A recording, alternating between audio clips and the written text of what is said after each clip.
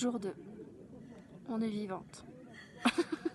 On n'est pas mort de froid hier, mais potentiellement c'est cette nuit. Bon, on est à 3650 mètres d'altitude. Je peux dire un truc? Vas-y. Non, c'est pas aujourd'hui parce que aujourd'hui c'est moins qu'hier. Non, c'est plus qu'hier mais moins que demain. Très très probablement. Donc 3650 mètres d'altitude. Aucune idée de la température extérieure. Tout ce que je sais, c'est que j'ai déjà 2 paires de chaussettes en mérinos, un caleçon mérinos, un t-shirt en mérinos, un pull, une doudoune, un sac de couchage, une tente. Et que franchement, on se les caille à mort. Quoi dire de plus? Bon, on n'arrête pas de manger. C'est assez désagréable en fait. J'aurais jamais cru pouvoir dire ça de ma vie. Et on n'arrête surtout pas de boire, c'est pénible. Le problème, c'est qu'on ne boit que de l'eau. Et par voie de conséquence, vous imaginez bien la suite. C'est absolument une horreur. Je pense être allée aux toilettes genre 25 fois dans la journée. Et encore, on n'a bu que 4 litres aujourd'hui. Sachant que les derniers jours, on est censé en boire genre 6. C'est... En fait, le Kilimandjaro, c'est pas physique de grimper. C'est physique de boire et de manger. Et d'avoir froid.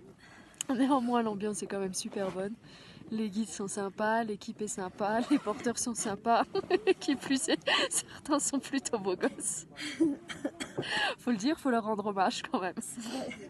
Là, ils sont particulièrement gentils et surtout dévoués.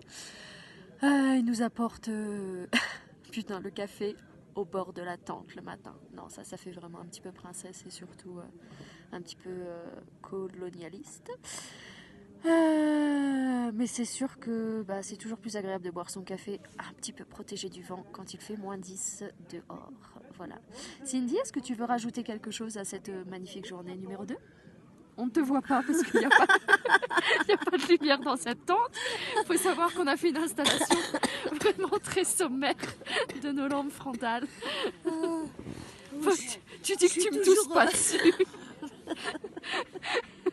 Je commence à être malade. La fille, elle me dit, mais on a pris toutes nos précautions. Ça fait juste 4 jours qu'on dort ensemble et qu'elle me tousse dessus toutes les nuits. Non, c'est la première fois. Tu m'as dit de rentrer dans le cadre. Je rentre dans le cadre. Bon, alors pneumonie, stade 2. Mais ça va. Enfin, demain, stade 3, quoi. Ouais. Peut-être tu me rejoins. Et ah oui, on a vu ce soir, les nuages se sont levés. Et on a vu le Kilimandjaro. Enfin, franchement, après 18 heures de marche, on l'avait toujours pas vu. Ouais. D'ailleurs, on se demandait où il était, s'il existait vraiment. Enfin bref. Du coup, en fait, c'est entre fascination et Peur. et stupeur quand même. Ouais. Parce qu'en fait, T'enlèves le stu dans stupeur, s'il te plaît. C'est plutôt peur. bon, fascination et frayeur. Parce que du coup, on se dit qu'ici, ça caille déjà sévèrement.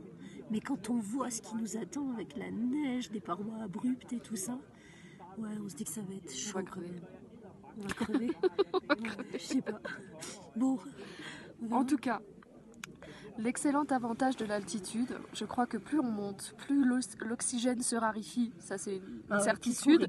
Mais qu'est-ce qu'on rigole, bon sang.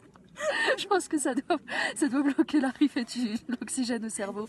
Et vraiment, on se tape des vrais délires à en pleurer, en avoir mal aux abdos. On passe pour 2 tarés, je pense, dans tous les camps. Ouais. Mais nous, au moins, on se marre bien. Allez, sur ce, je te dis à bientôt, Kylian. Ciao, ciao.